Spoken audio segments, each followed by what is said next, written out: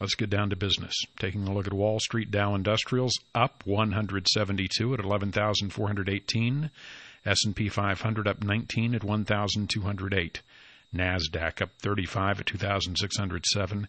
Yield on the 10-year note up slightly at 2.08%. Oil up 38 cents at 89.29 per barrel.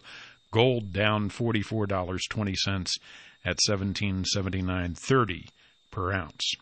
Stocks moving higher again today. Dow now up about 3% over the past 4 days, still down about 2% for the month. So what's behind this move? Wow, gee. Did stocks that looked worthless last week suddenly become valuable this week? Well, not exactly. Wall Street is once again demonstrating that it has the attention span of a puppy dog in a field of squirrels. A major concern over the past few days has been the imminent default of Greece. It didn't happen today, so market was up. But Greece is still on the roof, and several other European countries are kind of hanging out near the roof. Today, a new super-duper central bank cabal ushered the debt countries away from the edge of the roof. The European Central Bank teamed up with the Federal Reserve of the United States, the Bank of England, the Bank of Japan, and the Swiss National Bank, and they all agreed to pump dollars into the European banking system to reassure investors that there would be no freeze-up in liquidity. The European Central Bank said it would allow banks to borrow dollars for up to 3 months instead of just 1 week at a time, as had been the case before. It's the first coordinated effort to provide dollars since May of 2010. It was eerily reminiscent of action 3 years ago following the bankruptcy of Lehman Brothers. Today is the 3-year anniversary of that mess. The central banks seemed determined to demonstrate that they would not hesitate to deploy their combined weight to keep the European sovereign debt crisis from leading to a collapse of the Eurozone. Jean-Claude Trichet, the president of the ECB, warned, "We still have a long way to go to move beyond this crisis." Meanwhile, the European Commission cut the growth forecast for the Eurozone to 0.2% for the third quarter and just a 0.1% in the fourth quarter. They were also quick to point out that the sloth-like growth did not portend a double-dip recession. Yeah, I'm believing that. Despite the unified show of force from the central bankers, the Eurozone has not ratified an expansion of the bailout fund that they agreed to back in July. They are going to have to ratify the bailout by September 29th, or Greece will run out of cash by October 17th. Dollar shortages were a feature of the crisis that followed the collapse of Lehman in 2008, and it can be a severe problem for banks that have obligations in the United States that they must refinance. Money markets and other institutions have cut European banks' access to about $700 million in short-term loans over the past year. European banks only rarely use what had been the 1-week dollar credit line that had been offered by the ECB, since tapping into that facility has some negative connotations, is viewed by markets as a confirmation that the banks are having problems accessing dollars. Today, though, a couple of banks, 2 banks, borrowed $575 million from the facility. The ECB did not disclose the identity of the borrowers. The 2 banks were the first to tap the credit line since August. By making dollars available for the longer 3-month period, the central banks provide a little reassurance that ailing banks will not be dependent on that more fragile 1-week funding. The Fed will not offer loans directly. They'll provide dollars to the ECB by way of a swap agreement.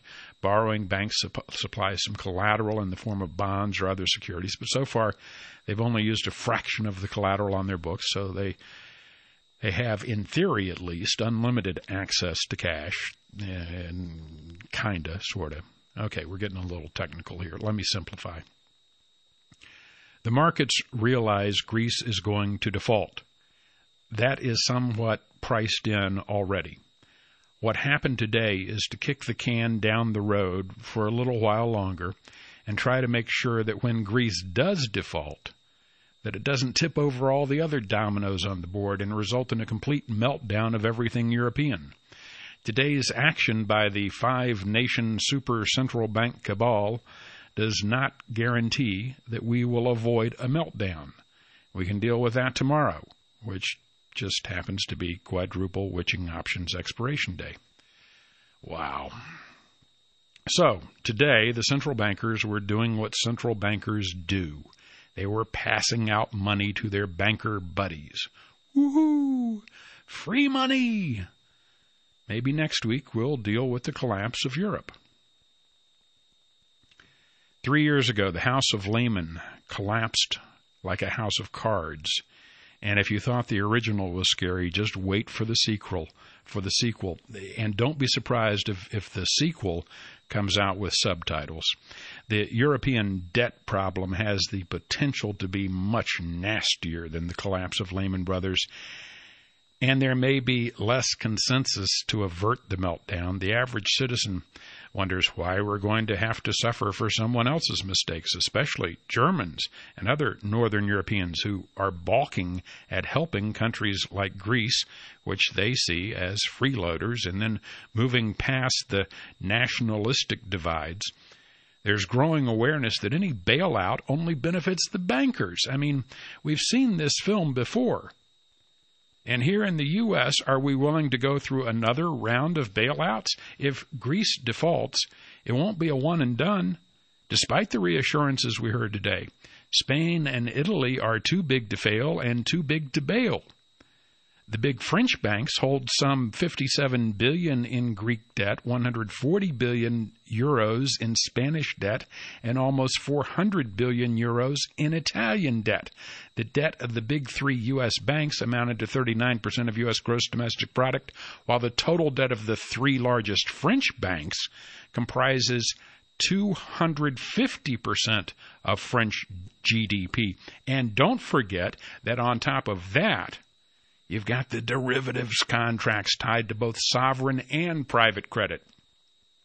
Once the default occurs, it could be very easy to see a banking crisis in Europe that will become a banking crisis in the U.S.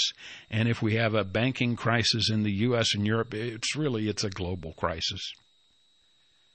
Even the emerging markets would get trashed in the short term as hot money turns cold. Will we see a fast, catastrophic collapse?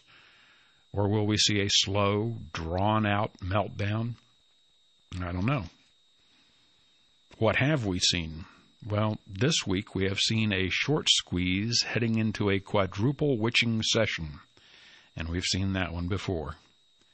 And I got to think that rallies like we've seen this week represent an opportunity to sell riskier assets. And if you are more aggressive, you could even short some positions. And, of course, keep watching and listening to how the whole mess plays out. Another little side note here. And this follows right along with the script from 3 years ago. A rogue trader. Remember 3 years ago, a guy named Jerome Curville was arrested for gambling away $6.7 billion from the French bank Société Générale. Today, a press release from UBS, and here was the entire press release. It said, UBS has discovered a loss due to unauthorized trading by a trader in its investment bank. The matter is still being investigated, but UBS's current estimate of the loss of the trades is in the range of $2 billion U.S.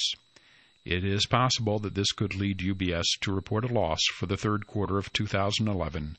No client positions were affected. Just lost $2 billion. So let me translate this press release for you. The translation is, we don't have any clue what our traders are doing on a day-to-day basis, and none of our executives want to face the music, at least not today. At least not when we can still, turn to the central bankers for free money.